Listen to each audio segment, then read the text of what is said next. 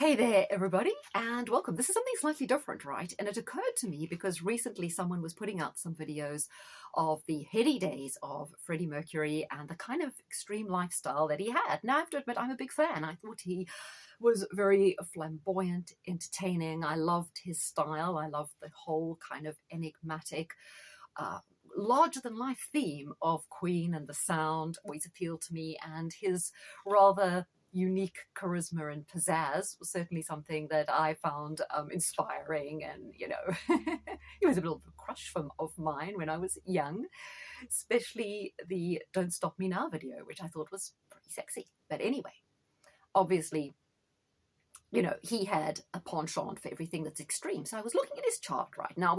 His time is not known.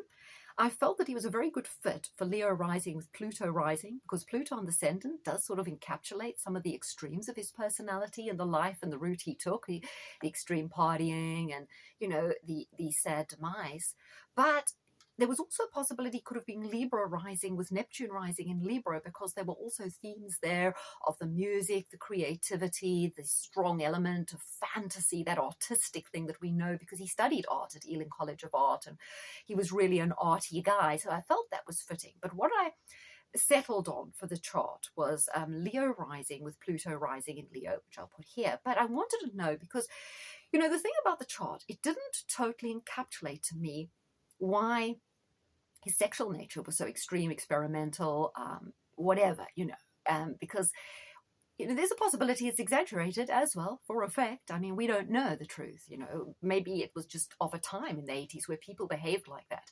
I know there was some talk of, someone said there was a special room down in this nightclub Heaven, which I think was at Charing Cross. I think it was Heaven. It must have been the one, because I know he was a particular fan of that.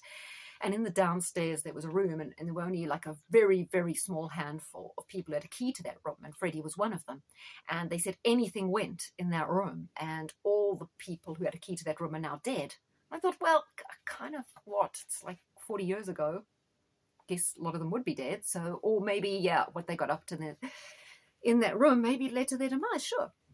But I wanted to find out in his chart what led to such extremes. Now, what we do have in his chart is the Venus conjunct Mercury in Libra. So I think that gives him his artistry, but it does also give him an insatiable appetite for love, relationships, fun, beautiful things. We know he was a massive collector as well of art, and he had a great, great sort of interest in that whole world, and that really captures that.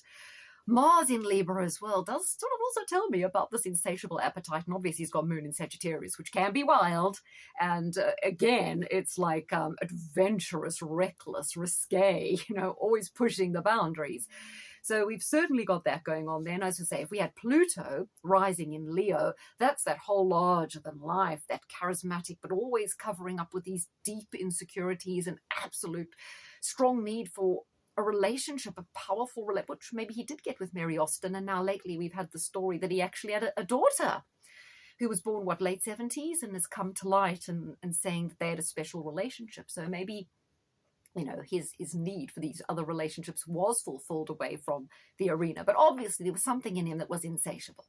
Now, what I found was interesting was both his moon and his south node are conjunct something called Ras Al-Hague, which is at 22 degrees of Sagittarius. It's called the Wounded Healer, or the head of Ophiuchus. The themes are healing through taboo, okay, sexuality tied to illness, okay, AIDS, we know that, trauma and deep karmic lessons. South Node also very connected to karma, so I thought that was fascinating. And it says this appears in charts of individuals who explore unconventional or even healing sexual practices. So maybe in a way, all this sexual promiscuity was some sort of karmic healing in a strange way.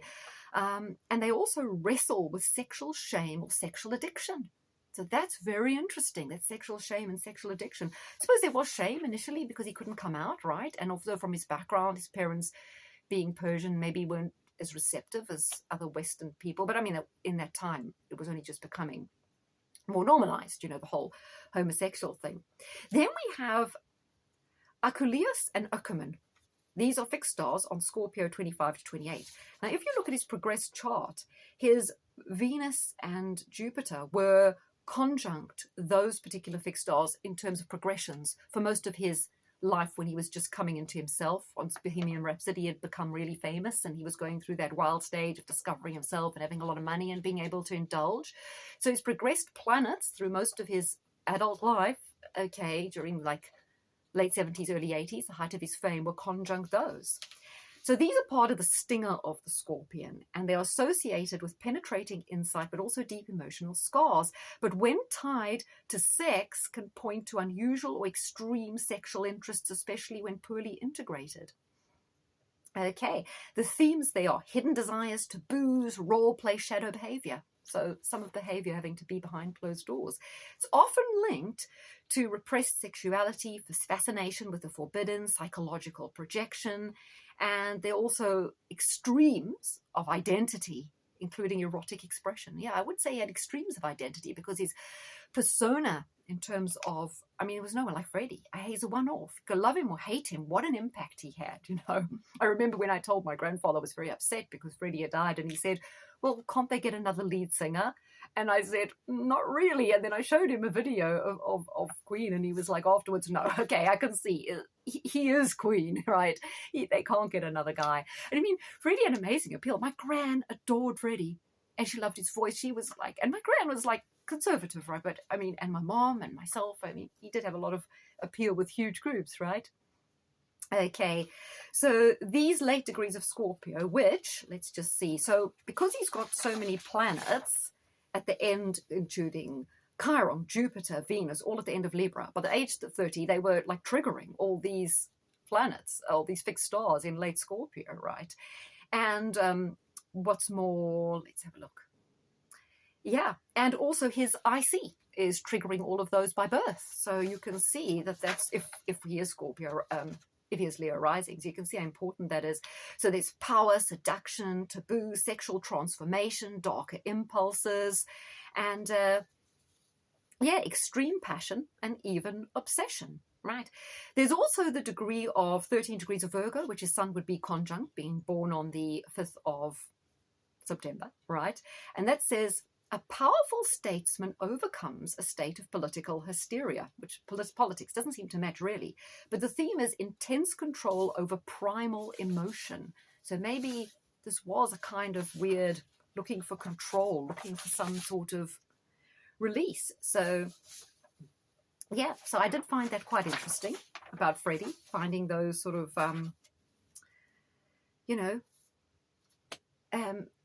fixed stars and Sabian symbols and how they were linked to his personality. So I think, I looked at his chart and I thought the chart doesn't really demonstrate necessarily the extremes, but looking at those fixed stars, I got something out of it that I wasn't expecting to. So hope you enjoyed that.